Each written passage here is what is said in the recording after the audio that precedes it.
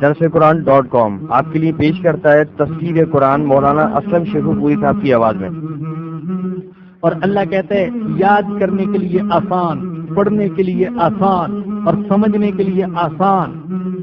اس کے علاوہ اس مقبول web site پر آپ سنیے معروف عالم دین کے اصلاحی بیانات۔ تو اسلام کا نظریہ یہ ہے انا للہ و انا الیہ راجعون۔ حمد و نعت، بچوں کے لیے اصلاحی کہانیاں اور بہت کچھ۔ محمد کا روضہ قریب آ رہا ہے، بلندی میں اپنا نصیب آ رہا ہے۔ www.darsuquran.com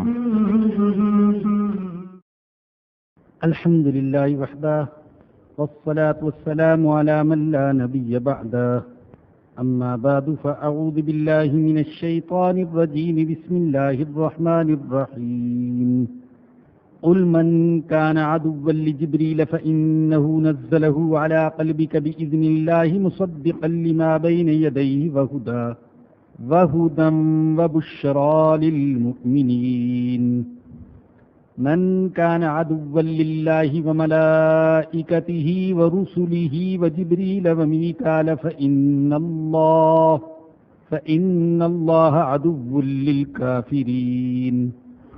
وَلَقَدْ أَنزَلْنَا إِلَيْكَ آيَاتٍ بَيِّنَاتٍ وَمَا يَكْفُرُ بِهَا إِلَّا الْفَاسِقُونَ۔ صدق اللہ العظیم۔ آج ہم نے اپنے درس میں سورۃ البقرہ کی سب سے پہلی آیت جو تلاوت کی ہے، یہ آیت نمبر 97 ہے۔ اللہ نبی پاک صلی اللہ علیہ وسلم سے فرما رہے ہیں، قل، آپ فرما دیجئے، من کان عدوا لجبریل، جو شخص جبریل کا دشمن ہے تو اسے جان لینا چاہیے کہ وہ میرا دشمن ہے۔ من کان عدوا لجبریل، جو جبریل کا دشمن ہے، فإنه نزله على قلبك بإذن اللہ، تو جبرائیل کو آپ کے دل پر اتارا ہے۔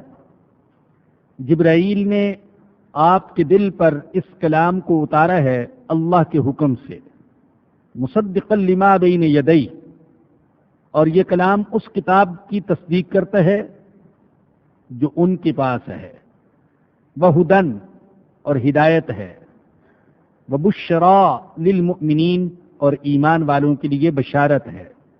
ترمذی شریف اور حدیث کی بعض دوسری کتابوں میں روایت ہے کہ یہودیوں نے نبی اکرم صلی اللہ علیہ وسلم سے سوال کیا کہ آپ کے پاس کون سا فرشتہ آتا ہے؟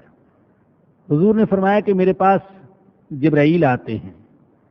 کہنے لگے جبرائیل سے تو ہماری دشمنی ہے، یہ تو ایسا فرشتہ ہے جو عذاب کی خبر لے کر آتا ہے، جو حرب و قتال کے معاملات لے کر نازل ہوتا ہے، لہذا ہم آپ پر ایمان نہیں لا سکتے۔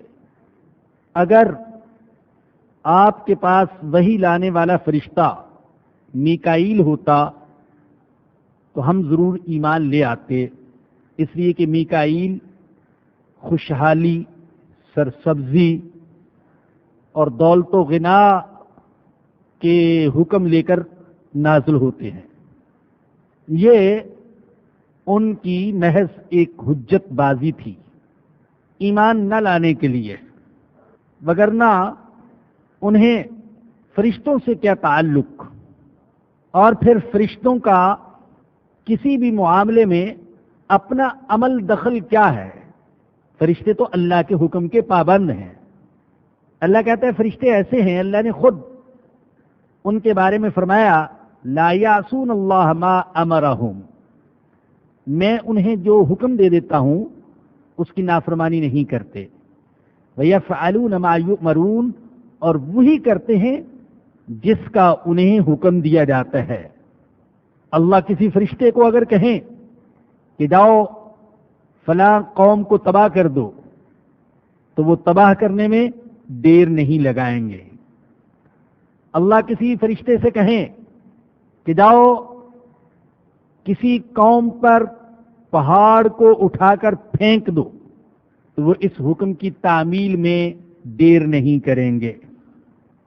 अगर अल्लाह किसी फरिश्ते को कहें कि जाओ बादल को हंका कर ले जाओ और फलां जगह बारिश बरसा दो, तो वो यूं ही करेंगे।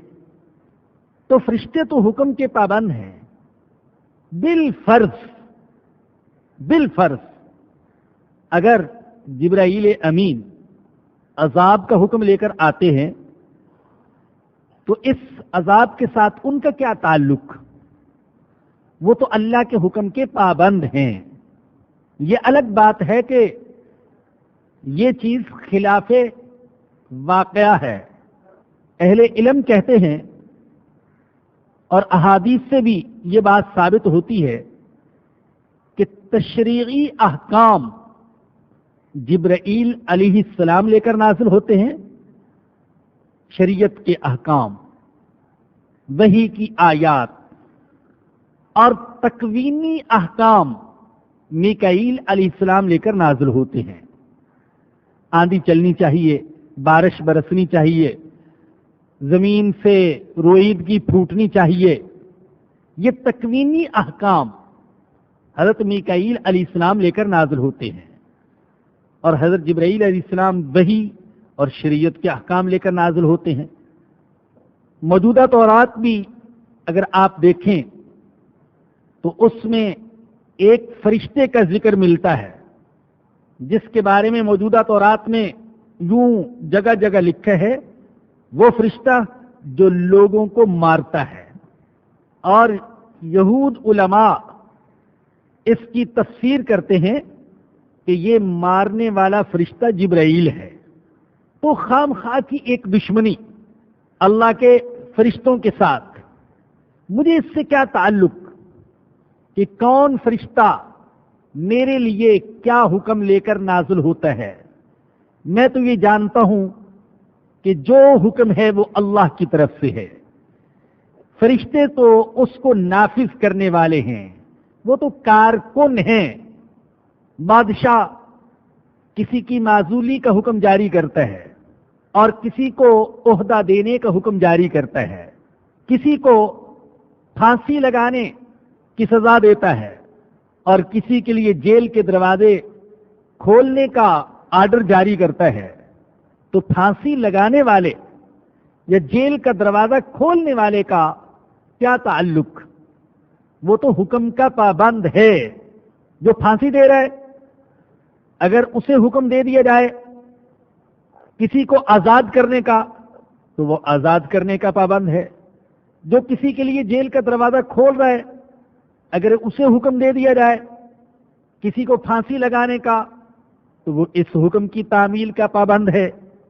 और बात यह है कि दुनिया के किसी बादशाह, किसी वडेरे, किसी सरदार, किसी हुक्मरान और किसी सरमायादार, सनतकार और रईस के मुलाजमीन अहकाम की तामील उस तरीके से नहीं करते जिस तरीके से फरिश्ते अल्लाह के हुक्म की तामील करते हैं। वो अल्लाह के हुक्म की तामील में न जर्रा बराबर कमी करते हैं, न जर्रा बराबर ज्यादती करते हैं। इसलिए कि खुद अल्लाह ने उनके बारे में फरमाया कि वो नाफरमानी करने वाले नहीं हैं। मासियत और नाफरमानी उनकी सरिश्त और फितरत में नहीं है। अल्लाह ने ये मादा उनके अंदर रखा ही नहीं है। ये मादा तो अल्लाह ने इंसान के अंदर रखा है, और इंसान को गिराने के लिए नहीं रखा, इंसान को उठाने के लिए रखा है। ये जो मासियत का मादा, नाफरमानी की सलाहियत इंसान के अंदर है, तो अगर इस मासियत की ख्वाहिश को दबाए तो इसको उठाया जाता है। मासियत हो जाए और फिर आंसू बहाए तो भी इसको उठाया जाता है। मगर फरिश्तों के अंदर ये चीज नहीं है। लिहाजा किसी फरिश्ते के बारे में ये सोचकर कि वो चूंकि अल्लाह के अजाब का हुक्म लेकर आता है لہذا ہم تو آپ پر ایمان نہیں لا سکتے، یہ سوائے کٹ حجتی کے اور کچھ نہیں ہے۔ فرمایا کہ قل من کان عدوا لجبریل، فرما دیجئے جو شخص جبریل کا دشمن ہے۔ اب اگلی عبارت یہاں پر حذف کر دی گئی، ذکر نہیں کیا گیا اس کو۔ یہ بھی قرآن کا ایک انداز ہے، بعض اوقات اس ایک بات کو چھوڑ دیا جاتا ہے مخاطب اور سامع کی عقل پر چھوڑ دیا جاتا ہے کہ وہ خود سمجھ جائے گا۔ فرمایا کہ جو جبرائیل کا دشمن ہے، آگے جواب کیا ہے؟ بعض نے کہا کہ جواب یہ ہے فَلْيَمُتْ غَيْظًا، جو جبرائیل کا دشمن ہے تو وہ غیظ و غضب کی وجہ سے مر جائے۔ بعض نے کہا کہ جواب یہ ہے، اللہ فرماتے جو جبرائیل کا دشمن ہے فَإِنَّهُ عَدُوٌّ لِّي وَأَنَا عَدُوٌّ لَّهُ، وہ میرا دشمن ہے اور میں اس کا دشمن ہوں، اس لیے کہ جبرائیل خود نہیں آتے، میں ان کو بھیجتا ہوں۔ ہمارے آقا حضرت محمد الرسول اللہ صلی اللہ علیہ وسلم نے ایک دفعہ شدت اشتیاق کی بنا پر کہا جبرائیل امین زیادہ آیا کرو، تم آتے ہی نہیں ہو، میں اداس ہو جاتا ہوں، پریشان ہو جاتا ہوں۔ ظاہر ہے نبی اکرم صلی اللہ علیہ وسلم پر زندگی کا وہ دور بھی گزرا جب سوائے چند افراد کے، حضرت خدیجہ کے، حضرت علی کے، حضرت ابو بکر کے، حضرت زید کے، اور کوئی تسلی دینے والا بھی نہیں تھا، ماننے والا بھی نہیں تھا۔ ادھر سے بھی گالیاں سننے کو ملتی، ادھر سے بھی تانے دیے جاتے، کوئی پتھر مارتا، کوئی چہرے پر تھوک دیتا، کوئی دھکا دیتا، کوئی راستے میں کانٹے بکھیرتا، تو بعض اوقات دل شکستہ ہو جاتے تھے۔ لیکن جبرائیل امین کے آنے سے آپ کو تسلی ہوتی تھی، اس لیے کہ جبرائیل امین اللہ کا پیغام لے کر آتے تھے۔ تو فرمایا کہ جبرائیل امین زیادہ آیا کرو، مجھے تسلی ہوتی ہے تمہارے آنے سے۔ جبرائیل امین نے عرض کیا یا رسول اللہ میں خود نہیں آتا ہوں، مجھے بھیجا جاتا ہے تو آتا ہوں، آپ کے پاس آنا یہ میرے اختیار میں نہیں ہے، بلکہ اللہ حکم دیتا ہے تو آ جاتا ہوں، حکم نہیں ہوتا، اجازت نہیں ملتی تو نہیں آ سکتا۔ تو فرشتے تو اللہ کے حکم کے پابند اور اللہ کے فرستادہ، اللہ کے قاصد، اللہ کے مرسل۔ تو فرمایا کہ جو جبرائیل کا دشمن ہے وہ میرا دشمن۔ ساری دنیا کا دستور ہے، جو کسی بادشاہ کے سفیر اور قاصد کا دشمن ہوتا ہے وہ اس بادشاہ کا دشمن ہوتا ہے، اس رئیس کا دشمن ہوتا ہے۔ سفیر اور قاصد اور نمائندے کی توہین پوری مملکت کی توہین سمجھی جاتی ہے۔ اس لیے فرمایا کہ جو جبرائیل کا دشمن ہے وہ میرا دشمن، میں اس کا دشمن۔ کیوں؟ آگے دلیل ہے فَإِنَّهُ نَزَّلَهُ عَلَىٰ قَلْبِكَ بِإِذْنِ اللَّهِ، اس لیے کہ جبریل نے اس کلام کو آپ کے دل پر اتارا ہے اللہ کے حکم سے، میرے حکم سے آیا جبریل۔ خاص طور پر دل کا ذکر کیا، آپ کے دل پر قرآن کو نازل کیا، اس لیے کہ قرآن کی حفاظت کرنے والا تو آپ کا قلب مبارک تھا، آپ کے دل میں قرآن محفوظ ہو رہا تھا۔ بعض اوقات ایسا بھی ہوا کہ جب جبرائیل امین وحی لے کر نازل ہوئے تو سرور دو عالم صلی اللہ علیہ وسلم نے جلدی جلدی ان کو پڑھنے کی اور تکرار کرنے کی اور یاد کرنے کی کوشش فرمائی۔ اللہ نے فرمایا نہیں، لا تحرک به لسانک لتعجل به، آپ اپنی زبان کو حرکت نہ دیجیے جلدی کرنے کے لیے۔ ان علینا جمعہ وقرآنا، اسے جمع کرنا، اس کو پڑھانا یہ ہمارے ذمے ہے. آپ یہ مت فکر کیجئے کہ میں بھول جاؤں گا، میں آپ کو بھولنے نہیں دوں گا. اللہ اکبر. میں تو یوں کہتا ہوں کہ اللہ یوں فرما رہے کہ اے نبی اگر آپ بھول گئے تو پھر یاد کون کرے گا؟ ہم آپ کو یاد کرائیں گے، پھر آپ بھولیں گے نہیں. دوسری جگہ واضح طور پر فرمایا فلا تنسا، جب ہم آپ کو یاد کرائیں گے تو آپ بھولیں گے نہیں. لہذا حضور قرآن بھولے نہیں ہے، کوئی ایک لفظ بھی نہیں بھولا. قرآن نازل ہوا، آپ کا سینہ وحی کا مورد بنا، وحی کے نزول کی جگہ بنا، یہاں محفوظ ہوا، اور پھر اللہ اکبر قیامت تک اللہ نے کروڑوں سینوں میں اس کو محفوظ کر دیا. اور جس نے قرآن کو اپنے سینے میں محفوظ کیا اور واقعی قرآن کی عظمت کا حق ادا کیا، اس کے حلال کو حلال جانا، حرام کو حرام جانا، اس کے احکام پر عمل کیا، اس کے منہیات سے بچتا رہا، تو اس کے لیے خوشخبری ہے کہ اس نے اپنا سینہ سید الانبیاء کے سینے کے ساتھ ملا لیا ہے صلی اللہ علیہ وسلم. فَإِنَّهُ نَزَّلَهُ عَلَىٰ قَلْبِكَ بِإِذْنِ اللَّهِ.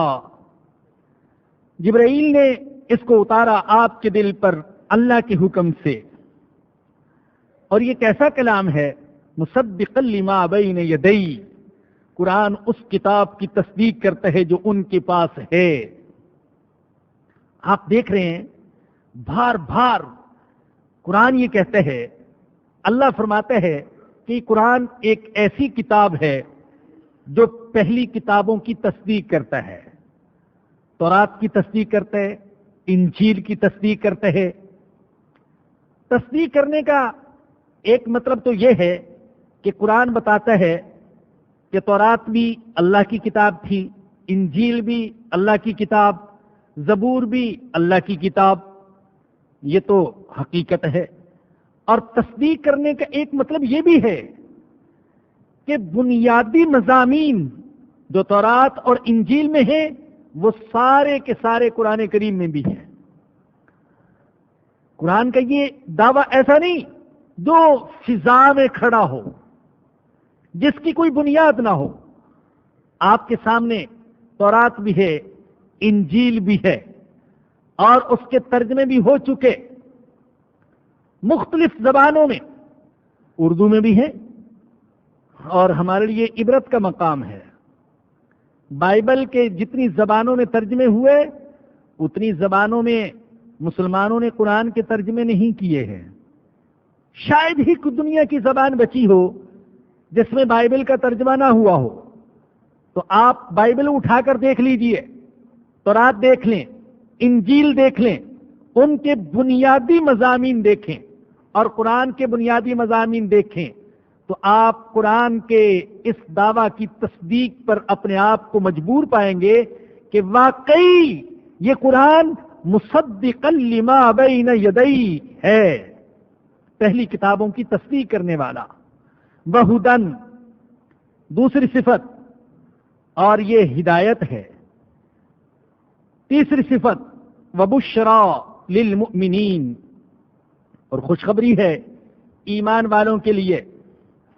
من کان عدوا للہ، جو اللہ کا دشمن ہے، اللہ کے حکموں کی مخالفت کی وجہ سے، وملائکتہ، اور فرشتوں کا دشمن ہے،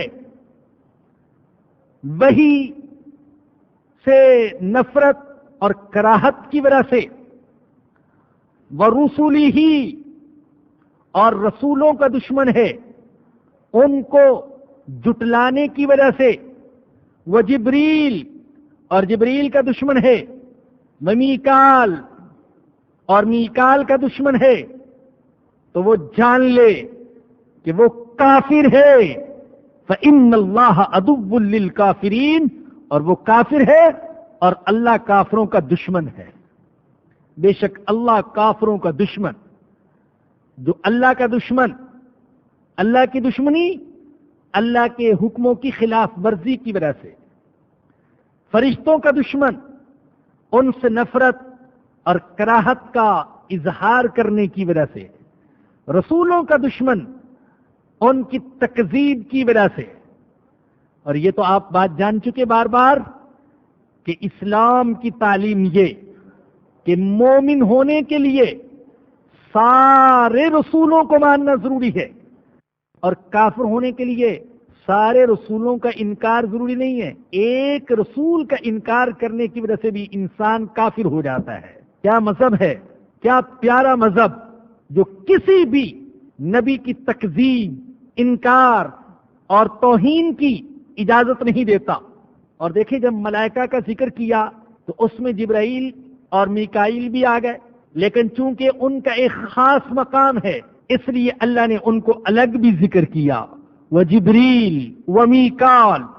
یہ ایسے ہی ہے جیسے بعض اوقات نبی اکرم صلی اللہ علیہ وسلم نے اپنے سارے صحابہ کا ذکر کیا تو ابو بکر و عمر کا خاص طور پر ذکر کیا، حالانکہ صحابہ کے لفظ میں سارے آگے، حضرت ابو بکر اور حضرت عمر بھی آگے، لیکن ان کی عظمت اور ان کے مقام کو نمایاں طور پر بیان کرنے کے لیے ان کا خاص طور پر بھی ذکر کیا۔ تو فرمایا جو ان سب کا دشمن ہے تو وہ کافر ہے، اور وہ جان لے کہ اللہ کافروں کا دشمن ہے۔ وَلَقَدْ أَنزَلْنَا إِلَيْكَ آيَاتٍ بَيِّنَاتٍ، اور ہم نے آپ کی طرف روشن دلیلیں نازل کی، روشن آیات، واضح دلیلیں، یہ معجزات بھی ہو سکتے ہیں۔ دوسرے انبیاء کی طرح نبی اکرم صلی اللہ علیہ وسلم کو بھی اللہ نے بہت سارے حسی، ظاہری اور مادی معجزات بھی عطا فرمائے۔ ایسا بھی ہوا کہ تھوڑا سا کھانا تھا لیکن بہت سارے لوگوں کے لیے کافی ہو گیا۔ حضرت جابر نے نبی اکرم صلی اللہ علیہ وسلم کے لیے تھوڑا سا کھانا پکایا، اور خندق کے موقع پر، اور حضور کے ساتھ 1000 کے قریب صحابہ، کان میں جا کر کہا یا رسول اللہ تھوڑا سا کھانا ہے، ایک دو ساتھیوں کو لے آئیے اور کھانا تناول فرما لیجیے۔ اللہ اکبر، قربان جائیے حضور کے قدموں کی خاک پر، کیا عظیم انسان اور عظیم نبی اور عظیم قائد تھے۔ گوارا نہیں کیا کہ ساتھی بھوکے ہوں اور میں اکیلا جا کر پیٹ بھر کر کھا لوں۔ اعلان فرما دیا کہ جابر کی طرف سے دعوت ہے۔ حضرت جابر کی اہلیہ پریشان، ڈانٹنے لگی، کیا حماقت کی ہے تو نے، سب کو کیوں بتایا، کان میں بات کیوں نہیں کہی؟ کہا میں نے نہیں کہا، حضور نے خود بلایا۔ کہنے لگے حضور نے بلایا ہے، جب میزبان حضور ہیں تو مہمان جانے اور میزبان جانے۔ حضور نے فرما دیا سالن بھی نہ نکالا جائے، روٹیاں بھی نہ کھولی جائیں جب تک کہ میں نہ آ جاؤں۔ شدید بھوک ہے، شدید بھوک حضور کو، لیکن خود دسترخوان پر نہیں بیٹھے، خود تقسیم کرنے کے لیے ہنڈیا کے پاس بیٹھ گئے اور سب کو بٹھا دیا، باری باری آتے گئے اور سب کھاتے گئے۔ حضرت جابر رضی اللہ عنہ فرماتے ہیں آخر میں دیکھا تو مجھے تو یوں لگا کہ کھانا شاید پہلے سے بھی کچھ زیادہ ہی ہے۔ سب نے پیٹ بھر کر کھا لیا، آخر میں حضور اکرم صلی اللہ علیہ وسلم نے کھایا۔ تو ایسا بھی ہوا کھانے میں برکت ہو گئی، ایسا بھی ہوا پانی میں برکت ہو گئی، چند قطرے پانی، بہت بڑا لشکر، حضور نے فرمایا لے آؤ، پیالے میں ڈالا، اپنی انگلیاں ڈبو دیں۔ صحابی کہتے ہیں یوں نظر آ رہا تھا جیسے حضور کی انگلیاں نہیں ہیں، چشمے ہیں، سب نے سیر ہو کر پی لیا۔ ایسا بھی ہوا دعا کی، ہاتھ اٹھائے، ہاتھ ابھی نیچے نہیں گرے تھے کہ دعا قبول ہو گئی۔ ایسا بھی ہوا، یہ بھی معجزہ۔ ایسا بھی ہوا کہ درخت کی شاخوں کو پکڑ کر کھینچا اور درخت آپ کے پیچھے پیچھے چل پڑا۔ ایسا بھی ہوا کہ آپ راستے میں سے گزرتے تو پتھر اور درخت آپ کو سلام کرتے۔ یہ معجزات بھی ہیں جو آپ کو عطا کیے گئے۔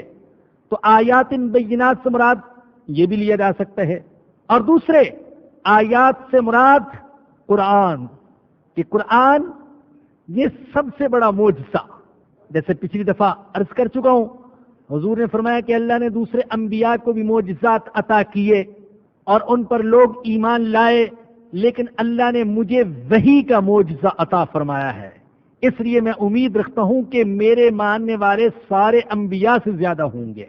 قرآن ہر اعتبار سے معجزہ، فصاحت کے اعتبار سے معجزہ، جامعیت کے اعتبار سے معجزہ، عقائد اس میں، عبادات اس میں، معاملات اس میں، اخلاق اس میں، معاشرت اس میں، سیاست اس میں، تاریخ اس میں، ثقافت اور تمدن کا سبق اس میں، دنیا کی ہدایت اس میں، آخرت کی زندگی اس میں، اللہ کی صفات اس میں، انبیاء کے حالات اس میں، حضور کی سیرت اس میں۔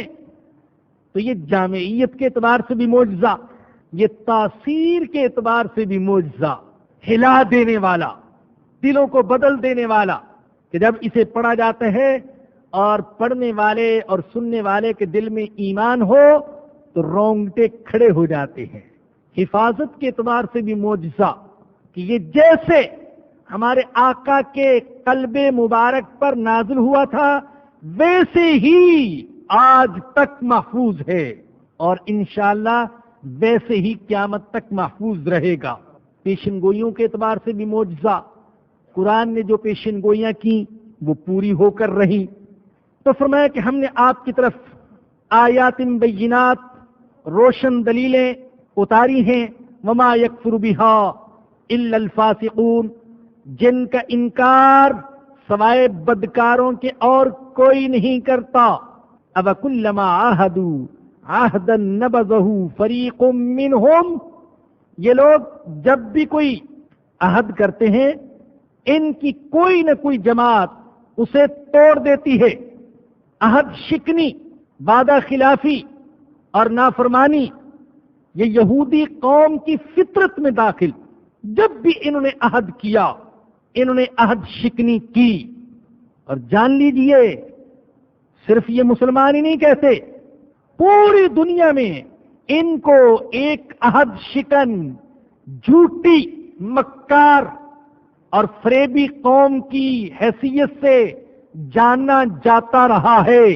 اور یہود کی تاریخ آپ اٹھا کر دیکھیں تو مسلمانوں نے ان پر مظالم نہیں ڈھائے، غیر مسلموں نے، عیسائیوں نے سب سے زیادہ ان پر مظالم ڈھائے ہیں اور ان کو در بدر کیا ہے، جن میں سے سب سے نمایاں نام آپ جانتے ہیں ہٹلر کا ہے۔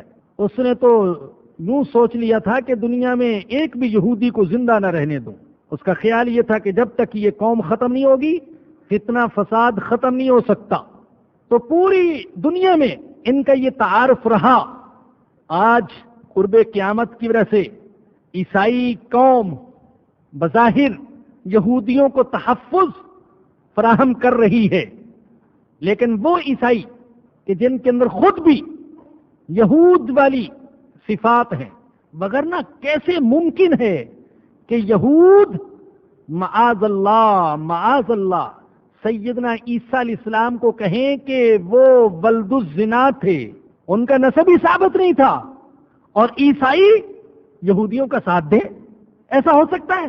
ہمارے آقا کو کوئی ننگی گالیاں دے اور ہم اسے تحفظ فراہم کریں؟ لیکن ایسا ہو رہا ہے۔ لگتا یہ کہ وہ عیسائی ان کو تحفظ دے رہے ہیں جنہوں نے یہود والی صفات اختیار کر لی۔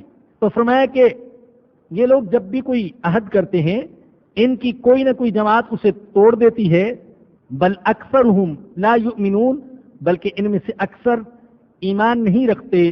ولما جاءہم رسول من عند اللہ، اور جب ان کے پاس کوئی رسول آیا اللہ کی طرف سے۔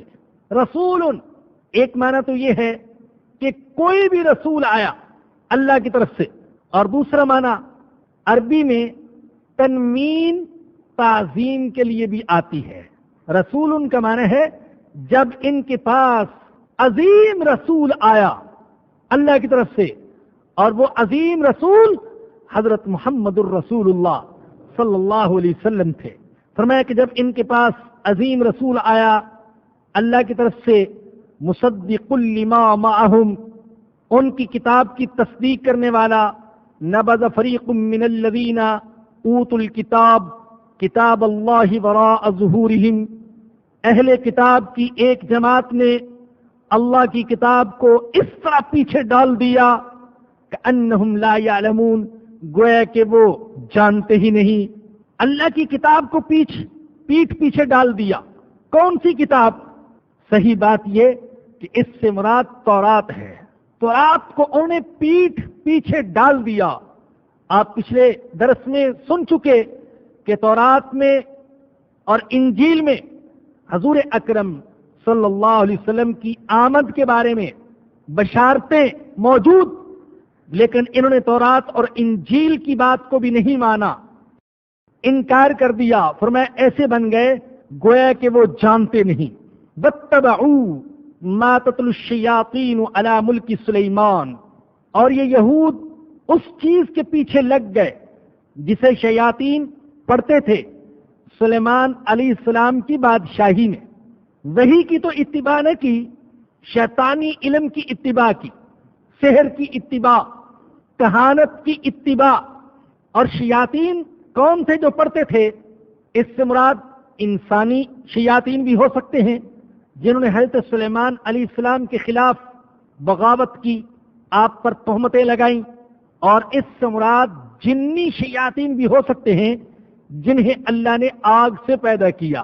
سلیمان علیہ السلام کی بادشاہی میں حضرت سلیمان علیہ السلام اپنے والد کی طرح بہت بڑے بادشاہ تھے، ان انبیاء میں سے تھے جن کو اللہ نے نبوت بھی عطا فرمائی اور سلطنت بھی عطا فرمائی۔ شام اور فلسطین کے علاوہ عراق اور مصر وغیرہ یہ بھی ان کی سلطنت کی حدود میں شامل تھے، اور اللہ نے انہیں جنات پر اور پرندوں پر بھی حکمرانی عطا فرما رکھی تھی اور ان کی زبان بھی سمجھتے تھے۔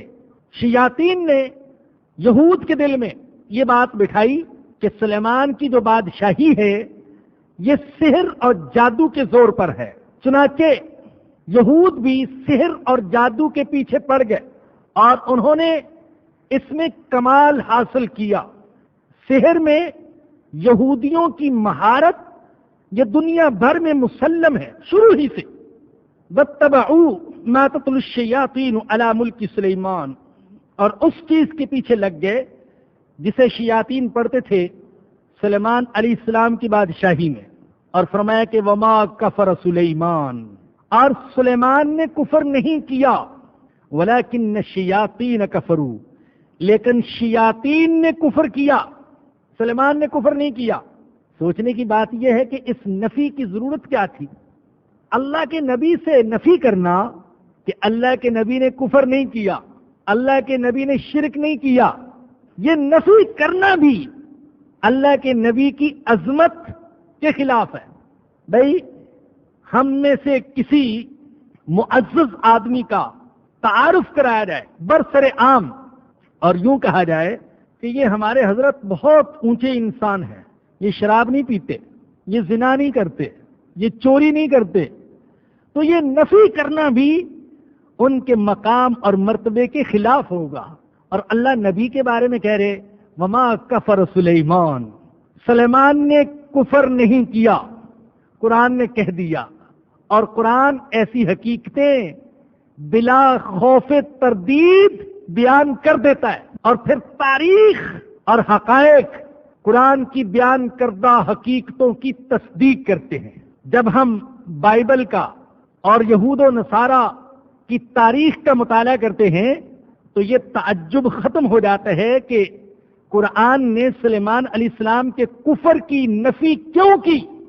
بائبل اٹھا کر دیکھیں تو اللہ کے نبیوں کی طرف شراب نوشی کی نسبت، زنا کاری کی نسبت، بت پرستی کی نسبت، کفر کی نسبت آج بھی تورات موجود ہے، بائبل موجود ہے، آپ اٹھا کر دیکھ لیجئے۔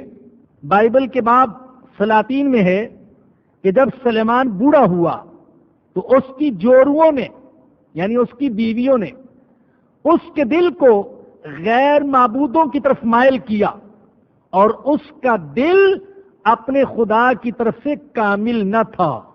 بائبل سلاطین میں ہے حضرت سلیمان علیہ السلام آخری عمر میں مرتد اور بت پرست ہو گئے تھے۔ حضرت نوح علیہ السلام کے بارے میں پیدائش کے بعد میں ہے کہ انہوں نے شراب پی اور ننگے ہو گئے، اور پیدائش کے بعد ہی میں حضرت لوط علیہ السلام کی طرف زنا اور شراب نوشی کی نسبت ہے، اور وہ بھی کس کے ساتھ؟ اپنی سگی بیٹیوں کے ساتھ۔ جب ہم ایک طرف بابل کو دیکھتے ہیں، بائبل کو دیکھتے ہیں، اور دوسری طرف قرآن کو دیکھتے ہیں، تب سمجھ میں آتا ہے کہ قرآن کو یہ کہنے کی ضرورت کیوں پیش آئی، وما کفر سلیمان، سلیمان نے کفر نہیں کیا۔ اللہ اکبر، قربان جاؤں قرآن پر اور صاحب قرآن حضرت محمد الرسول اللہ صلی اللہ علیہ وسلم پر۔ قرآن نے تو ان الزامات کی تردید کی جو یہود و نصارہ نے انبیاء کی طرف منسوب کیے، اور یہود و نصارہ نے اس کا کیا جواب دیا کہ وہ الزامات ہمارے آقا کی طرف منسوب کر دیے جن سے آپ کا دامن حاشا وکلا پوری طریقے سے پاک اور صاف ہے، لیکن قرآن صفائیاں کر رہا ہے۔ وما کفر سلیمان، سلیمان نے کفر نہیں کیا، کافروں نے کفر کیا، شیاطین نے کفر کیا۔ سورہ انعام میں اللہ نے کئی انبیاء کا تذکرہ کیا، اور آخر میں کیا فرمایا؟ کل من الصالحین، یہ سارے کے سارے نیکوں میں سے تھے، اور فرمایا کہ وَكُلًّا فَضَّلْنَا عَلَى الْعَالَمِينَ، ہم نے ہر نبی کو عالمین پر فضیلت عطا کی۔ قرآن صفائیاں بیان کر رہا ہے اور ان کے مقام اور مرتبے کو بیان کر رہا ہے۔ فرمایا کہ وما کفر سلیمان، سلیمان نے کفر نہیں کیا۔ بعض روایات آپ نے بھی اس طرح کی سنی ہوں گی، قصے، کہانیاں، من گڑت باتیں کہ حضرت سلیمان علیہ السلام کے پاس انگوٹھی تھی، اس کے زور پر وہ سلطنت اور حکومت کرتے تھے۔ بیت الخلاء جانے کے لیے وہ انگوٹھی اتاری اور پیچھے سے شیطان نے پہن لی اور ان کے تخت پر بیٹھ گیا، اور وہ در بدر پھرنے لگے، اور اس نے کہا کہ سلیمان تو جادو کے زور پر حکومت کر رہے تھے، اب انگوٹھی کی وجہ سے تخت پر حضرت سلیمان کی بجائے شیطان بیٹھ گیا۔ ایسی روایات جن سے مقام نبوت کی توہین ہوتی ہو، ہم ایسی روایات کو تسلیم نہیں کرتے ہیں۔ تو فرمایا کہ وَلَٰكِنَّ الشَّيَاطِينَ كَفَرُوا، شیاطین نے کفر کیا، يُعَلِّمُونَ النَّاسَ السِّحْرَ، وہ لوگوں کو جادو سکھاتے تھے۔ جب بنی اسرائیل انبیاء کی تعلیمات سے دور ہو گئے اور ان کے اندر اخلاقی انحطاط آ گیا اور بہت ساری برائیاں پیدا ہو گئیں، تو ان کی ساری توجہ سحر، جادو اور تعویذ گنڈے کی طرف مائل ہو گئی۔ ان کی کوشش یہ ہوتی تھی کہ محنت نہ کرنی پڑے، سارے کام تعویذوں سے ہو جائیں اور پھونکوں سے ہو جائیں، تعویذ گنڈے سے ہو جائیں۔ اور دل میں یہ بھی بات شیاطین کے وسوسے کی وجہ سے بیٹھ گئی کہ خود سلیمان کی حکومت بھی جادو کے زور سے قائم ہے، یہ ان کے ذہن میں بات بیٹھ گئی تھی، اور جادو کی عظمت بیٹھ گئی۔ بڑے بڑے ماہر اس فن کے ان کے اندر پیدا ہو گئے۔ لکھا ہے کہ میدان جنگ میں بھی ان کی کوشش یہ ہوتی تھی کہ بجائے دو بدو مقابلہ کرنے کے، جادو کے زور پر اور تعویذ گنڈے کے زور پر ہی میدان کو جیت لیا جائے اور دشمن کو شکست دے دی جائے۔ یقیناً آپ سوچ رہے ہوں گے، اور ہر وہ باضمیر سوچے گا جس کا دل زندہ ہے، کہ آج مسلمانوں میں بھی تو اسی طرح کی خرابیاں آ رہی ہیں۔ کچھ نہ کرنا پڑے، تعویذ گنڈے کے زور پر سب کچھ ہو جائے، اور جو کچھ وہ کرتے تھے، ابھی آپ پڑھیں گے، جو کچھ وہ کرتے تھے، گھروں میں فتنہ فساد، لڑائیاں اور جدائیاں اور تفریقات، یہ آج کا مسلمان بھی کر رہا ہے، اور یہ کاروبار بڑا زوروں پر جا رہا ہے۔ اللہ اکبر۔ اللہ نے اس غلط فہمی کو دور کرنے کے لیے اور جادو کی حقیقت بتانے کے لیے دو فرشتے نازل فرمائے، ایک کا نام ہاروت اور دوسرے کا نام ماروت۔ یہ دو فرشتے نازل ہوئے. یہ دونوں فرشتے لوگوں کو جادو کی حقیقت بتاتے تھے اور جادو سے بچنے کی تلقین کرتے تھے، لیکن انہوں نے ان فرشتوں سے بھی ناجائز فائدہ اٹھانا شروع کر دیا. ان سے پوچھتے اچھا بھی میاں بیوی میں جو لڑائی پیدا کی جاتی ہے، گھر میں فتنہ ڈالا جاتا ہے، تو کون سا عمل کرتے ہیں اس کے لیے؟ تو فرشتے بتاتے دیکھو بھی یہ عمل کرتے ہیں، یہ اس طریقے سے کرتے ہیں، مگر دیکھو یہ حرام ہے، ناجائز ہے، ایسا کرنا نہیں. نہیں بالکل نہیں، ہم کریں گے نہیں، ویسے ہی پوچھ رہے ہیں کہ اس کی حقیقت کیا ہے. اور جا کر وہی کرتے جو فرشتوں سے سنا ہوتا. ان سے بھی یہ ایک گویا کہ غلط فائدہ اٹھانا شروع کر دیا. کسی کو فرشتوں کے آنے پر تعجب نہ ہو کہ فرشتے کیسے آئے. فرشتے اللہ کے حکم کے پابند اور ان کا مقصد مخلوق کی اصلاح، لہذا وہ انسانی شکل میں آ کر اللہ کے حکم کی تعمیل کر رہے تھے. لیکن بعض لوگوں نے یہاں پر تفاسیر میں ایسا قصہ بیان کر دیا جو جھوٹے سے جھوٹے ناول اور افسانے سے زیادہ دلچسپ اور من گھڑت. کہتے ہیں کہ فرشتوں نے کہا کہ انسان یہ تو فتنہ فساد کرتا ہے، گناہ کرتا ہے، ہم اگر زمین میں ہوتے تو دیکھتا کیسی عبادت کرتے ہیں تیری. اللہ نے کہا جاؤ. دو فرشتوں کو اتارا، ہاروت ماروت آئے اور یہاں آ کر ایک عورت ان کے پاس مقدمہ لے کر آ گئی. اس کے حسن پر فریفتہ ہو گئے. اس نے کہا حاجت پوری نہ کرنے دوں گی جب تک کہ شراب نہ پیو. چنانچہ انہوں نے شراب پی اور پھر انہیں قتل کا ارتکاب کیا، بدکاری کی. بے ہوشی کے عالم میں زہرہ نام کی عورت نے ان سے اسم اعظم سیکھا اور وہ آسمان پر چلی گئی، اور آسمان پر جا کر یہ بدکار عورت آسمان کا فرشتہ بن گئی، آسمان کا ستارہ بن گئی. یہ زہرہ نامی ستارہ، یہ کہا گیا کہ یہی وہ بدکار عورت ہے. عجیب طریقے سے یہ قصہ گھڑا گیا. اس کا قرآن کے ساتھ کوئی تعلق نہیں ہے اور خود اس میں فرشتوں کے مقام کی بھی توہین ہوتی، لہذا ہم اس کو تسلیم نہیں کرتے. تو بہرحال یہ دو فرشتے اتارے گئے جو لوگوں کو جادو کی حقیقت بتاتے تھے. تو فرمایا کہ وما انزل علی الملکین، اور جو نازل کیا گیا دو فرشتوں پر بابل میں. اور وہ دو فرشتے کون سے تھے؟ ہاروت اور ماروت. وما یعلمان من احد، اور وہ دونوں فرشتے کسی کو جادو کے بارے میں نہیں بتاتے تھے، حتی یقولا، یہاں تک کہ کہہ دیتے تھے انما نحن فتنۃ فلا تکفر، ہم تو آزمائش کے لیے ہیں لہذا دیکھو کفر نہ کرنا. فیتعلمون منہما، پھر لوگ ان سے وہ چیز سیکھ لیتے ما یفرقون بہ بین المرء وزوجہ، جس کے ذریعے سے شوہر اور بیوی کے درمیان جدائی ڈال دیتے تھے. یہ چیز سیکھتے.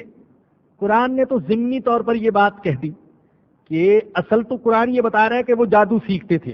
جہاں سے بھی جادو کا کوئی ٹوٹکا، کوئی عمل ان کو مل جاتا وہ سیکھتے.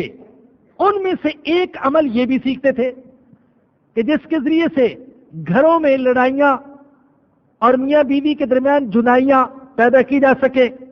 قرآن نے تو ضمنی طور پر یہ بات کہہ دی تھی. ایک امی کی زبان سے آج سے 1450 سال پہلے، لیکن آج 20ویں صدی میں علماء یہود اور دوسرے مؤرخین اور محققین تسلیم کر رہے ہیں کہ یہود کے ہاں اس وقت سب سے زیادہ جو نقش مشہور تھا وہ ناجائز تعلقات والا نقش تھا، تاکہ ایک عورت کو اس کے شوہر سے طلاق دلوا کر دوسرے کے ساتھ اس کا رشتہ کیا جائے. یہ نقش وہاں سب سے زیادہ چلتا تھا. وہی جو آپ کی دیواروں پر لکھا ہوا ہے محبوب آپ کے قدموں میں. ہاں یہی نقش، یہ ایسے ہی نہیں لکھا ہوا، بورڈ اسی کا لگتا ہے جس چیز کی مانگ ہوتی ہے. دیواروں پر جو کچھ لکھا ہے یہ لوگوں کی ڈیمانڈ ہے، یہ بعض لوگوں کی طلب ہے. یہ عاملوں کی دکانیں ایسے ہی نہیں چل رہی.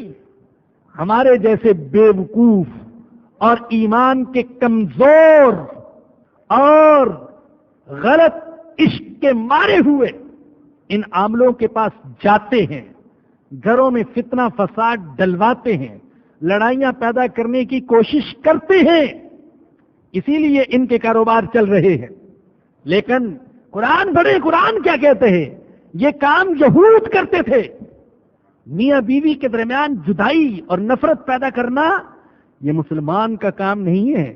یاد رکھیں، ازدواجی تعلق یہ انسانی تمدن کی بنیاد ہے. جو لوگ اس بنیاد کو ڈھانے کی کوشش کرتے ہیں وہ بدترین لوگ ہیں. اسی لیے سرور دو عالم صلی اللہ علیہ وسلم نے فرمایا کہ شیطان ویسے تو بہت سے گناہوں سے، ہر گناہ سے خوش ہوتا ہے، لیکن سب سے زیادہ اس کارندے سے خوش ہوتا ہے جو کسی گھر میں لڑائی پیدا کرتا ہے، جو میاں بیوی کے درمیان جدائی ڈالتا ہے. شیطان کو یہ کام سب سے زیادہ بھاگتا ہے، اچھا لگتا ہے. تو فرمایا کہ یہ عمل سیکھتے تھے. ما یفرقون به بین المرء وزوجی وما هم بضارین به من احد الا باذن اللہ. اور حقیقت میں وہ اللہ کی اجازت کے بغیر کسی کو کوئی نقصان نہیں دے سکتے تھے. جب جادو کا ذکر کیا اور یہ ذکر کیا کہ وہ جدائی ڈال دیتے تھے، ایسے اعمال سیکھتے تھے جن کے ذریعے سے جدائی ڈالی جائے، تو کسی کے ذہن میں یہ بات آ سکتی تھی کہ اچھا جادوگر جو چاہے کر سکتے ہیں؟ اللہ کہتے نہیں، اللہ شرک کی جڑ کو کاٹ رہے ہیں کہ ان ٹونے ٹوٹکوں میں اور تعویذ گنڈوں میں ذاتی تاثیر نہیں ہوتی. مؤثر حقیقی صرف اللہ ہے. اللہ نہ چاہے تو کچھ نہیں ہو سکتا. کوئی عامل، کوئی جادوگر کچھ نہیں بگاڑ سکتا جب تک اللہ نہ چاہے. لیکن بہرحال یہ اسباب میں سے ایک سبب ہے، اس کا انکار نہیں کیا جا سکتا.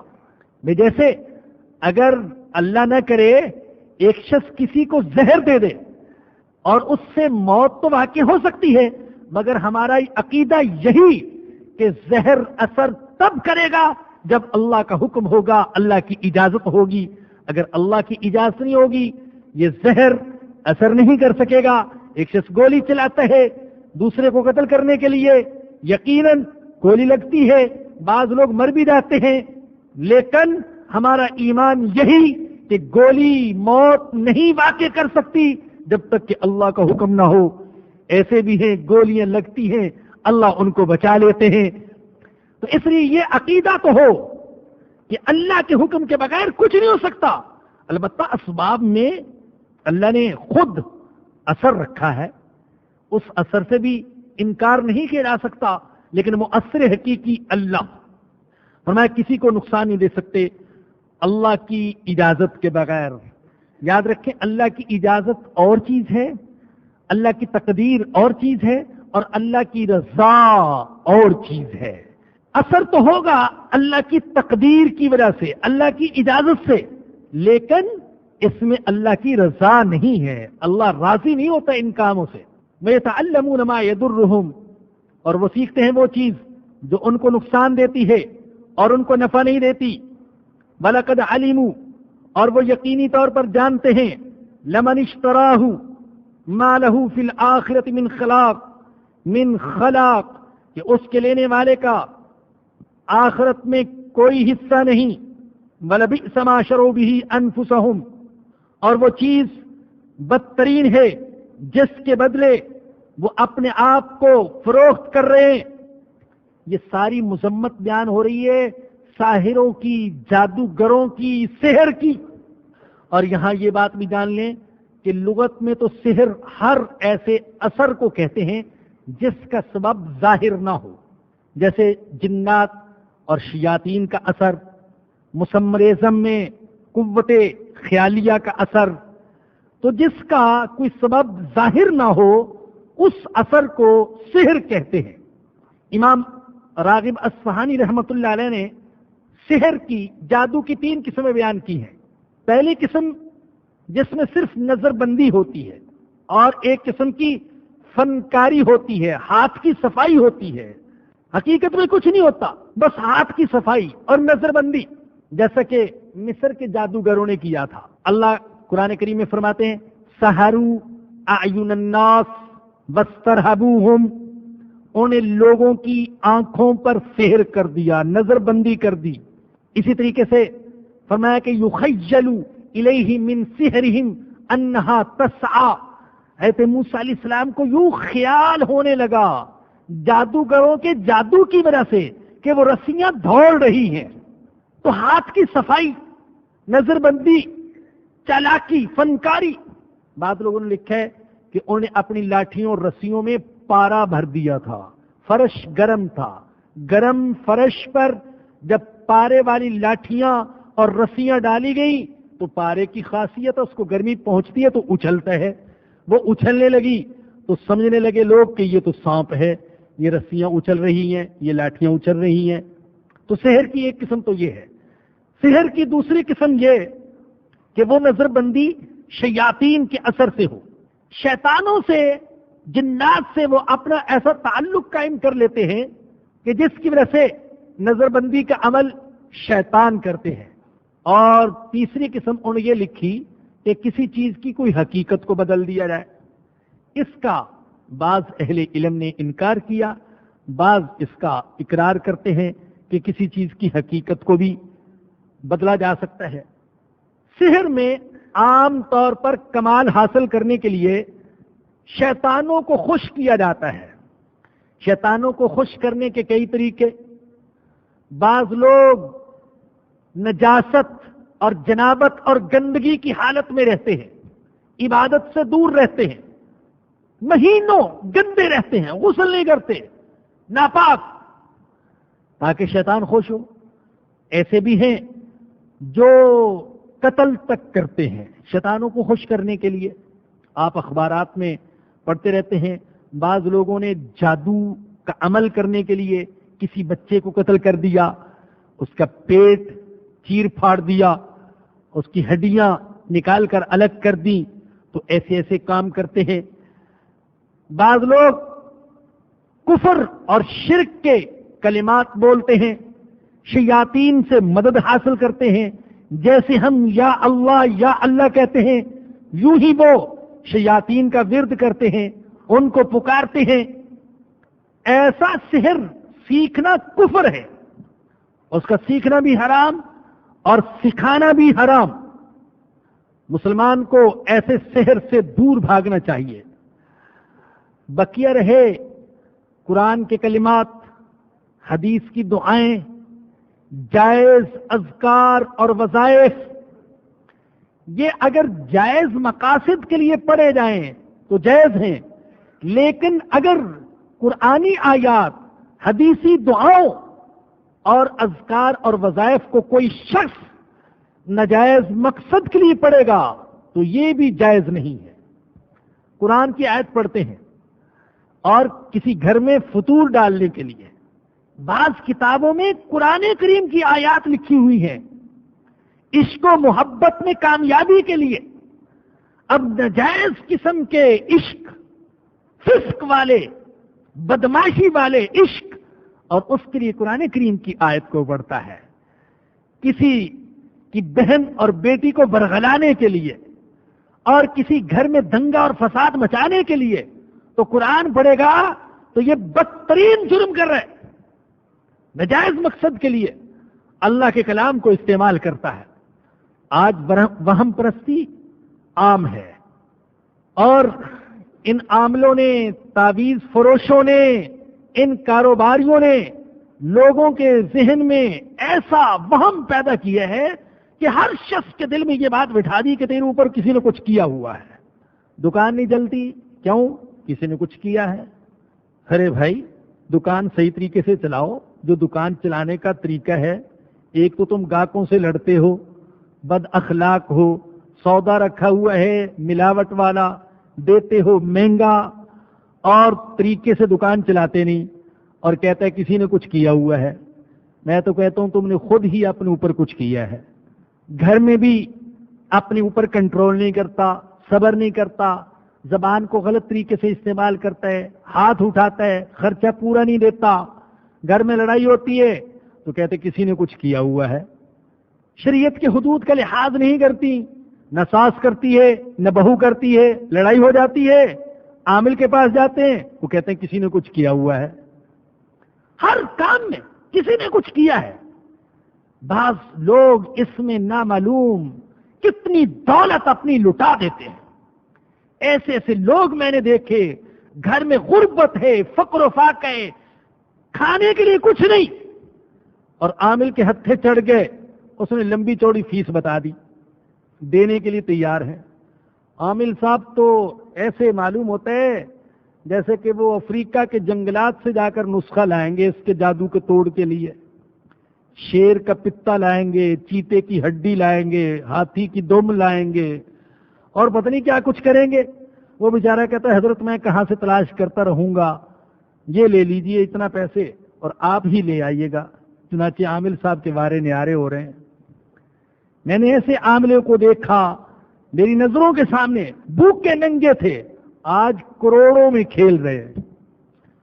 تو ایسا کاروبار، میں تو کبھی کبھی کہتا ہوں ان ایسے عاملوں کو کہ یہ جو بے وقوف ہے معاشرے کے اندر اور عقیدے کے کمزور، ان کی لمبی زندگی کے لیے دعا کیا کرو، اس لیے کہ انہی کی وجہ سے تمہاری یہ دکانیں چل رہی ہیں، ضعیف العقیدہ لوگوں کی وجہ سے اور بے وقوفوں کی وجہ سے۔ تو دعا کیا کرو کہ اے اللہ ان کو اور لمبی زندگی عطا فرما تاکہ ہمارا کاروبار چلتا رہے۔ تو بھائی اتنے بھی وہم پرست نہ ہو جائیں، حقائق کو بھی دیکھیں، حالات کو دیکھیں، دکانداری کیسے کی جاتی ہے، گھر میں محبت کیسے رکھی جا سکتی ہے اور دوسرے معاملات کیسے طے کیے جا سکتے ہیں، ان چیزوں پر بھی نظر رکھیں۔ حضور کے زمانے میں تو ہمیں نظر نہیں آتا، کوئی ایسا کاروباری نہیں دکھائی دیتا، ٹھیک ہے، وہ دعائیں بھی پڑھتے تھے، وظائف بھی پڑھتے تھے، اپنے اوپر دم بھی کرتے تھے، لیکن ایسی دکانیں ہمیں نہ صحابہ کے دور میں، نہ تابعین کے دور میں، نہ تبع تابعین کے دور میں کہیں نہیں دکھائی دیتی۔ اور اب تو دن بدن یہ کاروبار وسیع سے وسیع تر ہوتا جا رہا۔ اللہ ہمارے ایمان کو مضبوط کرے، اللہ ہم کو ہدایت عطا فرمائے۔ وآخر دعوانا الحمدللہ رب العالمین، الحمدللہ رب العالمین، والصلاة والسلام على سید الانبیاء والمرسلین۔ ربنا ظلمنا انفسنا وان لم تغفر لنا وترحمنا لنكونن من الخاسرین۔ یا رب العالمین، یا ارحم الراحمین، ہمارے گناہوں کو معاف فرما دے اللہ، ہمارے صغیرہ کبیرہ خفیہ اعلانیہ سارے گناہوں کو معاف فرما دے، جو گناہ ہمیں یاد ہیں وہ بھی معاف فرما دے، جو ہم بھول چکے وہ بھی معاف فرما دے۔ اے اللہ، جن ساتھیوں نے دعاؤں کے لیے کہا ہے، جو روزگار کے اعتبار سے پریشان ہیں، جو بیماریوں سے پریشان ہیں، اللہ ان سب کی پریشانیوں کو دور فرما۔ اللہ، دینی مدارس میں طلبہ کے امتحان ہونے والے ہیں، اللہ تو سب کو امتحان میں کامیابی عطا فرما۔ یا رب العالمین، جو بے روزگار ہیں ان کو روزگار عطا فرما۔ اے اللہ، جن کے ہاں رزق میں تنگی ہے، اے اللہ وسعت عطا فرما، خوشحالی عطا فرما۔ اللہ تو کسی کا محتاج نہ بنانا، میرے اللہ تو صرف اپنا محتاج بنا لے۔ یا ذل جلال والاکرام، یا ذل جلال والاکرام، یا ذل جلال والاکرام، ہم پر کرم فرما، ہم پر رحم فرما۔ اللہ ہمارے حالات کو بدل دے، اللہ ہماری حفاظت فرما، شیطان سے، نفس سے، چوروں سے، ڈاکوؤں سے، حاسدوں سے، ظالموں سے اللہ ہماری حفاظت فرما۔ اے اللہ تو ہماری حفاظت فرما۔ اے اللہ، الیکشن آنے والے ہیں، اے اللہ بڑا فتنہ و فساد کا ڈر ہے، اے اللہ تو اس قوم کو امن کے ساتھ رہنے کی توفیق عطا فرما۔ اے اللہ سب کی حفاظت فرمانا۔ اے اللہ یہ سارا مرحلہ محبت اور پیار کے ساتھ گزارنے کی توفیق عطا فرما۔ جو لوگ یا اللہ تیرے دین کے لیے، تیرے اس ملک کے لیے بہتر ہیں، اے اللہ ان کو کامیابی عطا فرما۔ اللہ تو کرم فرما، اللہ رحم فرما، اللہ معاف فرما، اللہ درس قرآن کی تکمیل کی توفیق نصیب فرما۔ یا اللہ یہاں آنے والوں کو اور پوری دنیا میں سننے والوں اور سننے والیوں کو یا اللہ سب کو جزائے خیر عطا فرما۔ یا اللہ ان کی زندگیوں میں برکت عطا فرما، یا اللہ اس درس کو دلوں کے بدلنے کا ذریعہ بنا دے، حالات کے بدلنے کا ذریعہ بنا دے۔ اے اللہ ایمان والی زندگی عطا فرما، ایمان والی موت نصیب فرمانا۔ یا اللہ قیامت کے دن نبی اکرم صلی اللہ علیہ وسلم کی شفاعت نصیب فرمانا۔ یا اللہ ساحروں سے، جادوگروں سے، نجائز تعویذ گنڈا کرنے والوں سے ہماری حفاظت فرما، اپنے فضل و کرم سے حفاظت فرما، معوذتین کی برکت سے حفاظت فرما، اپنے کلام کی برکت سے ہماری حفاظت فرما۔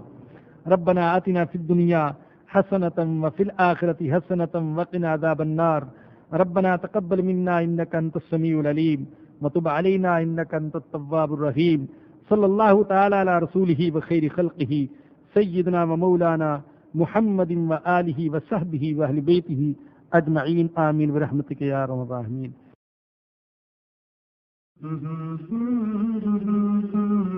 درسقرآن.com آپ کے لیے پیش کرتا ہے تفسیر قرآن مولانا اسلم شیخ پوری صاحب کی آواز میں۔ اور اللہ کہتے ہیں یاد کرنے کے لیے آسان، پڑھنے کے لیے آسان اور سمجھنے کے لیے آسان۔ اس کے علاوہ اس مقبول ویب سائٹ پر آپ سنیے معروف عالم دین کے اصلاحی بیانات۔ تو اسلام کا نظریہ یہ ہے انا للہ و انا الیہ راجعون۔ حمد و نعت، بچوں کے لیے اصلاحی کہانیاں اور بہت کچھ۔